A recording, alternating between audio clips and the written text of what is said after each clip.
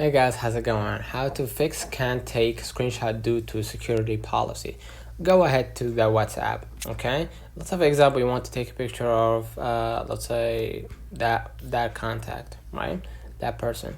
So click on the profile icon at the top, and as you can see right here, it's blocked. So for the privacy reasons, so what you're gonna do, just take a screenshot right here.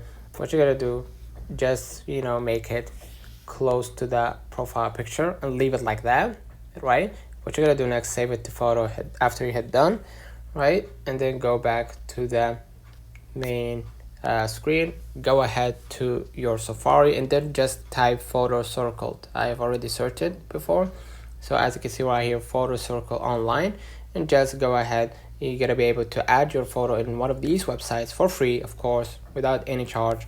Add the photo that you took a screenshot for, upload it to the one of these websites, and then you're gonna be able to crop that photo to make it circle or profile picture like. So let's turn out the comments if this video helped you. Don't forget to like and subscribe. Thank you for watching.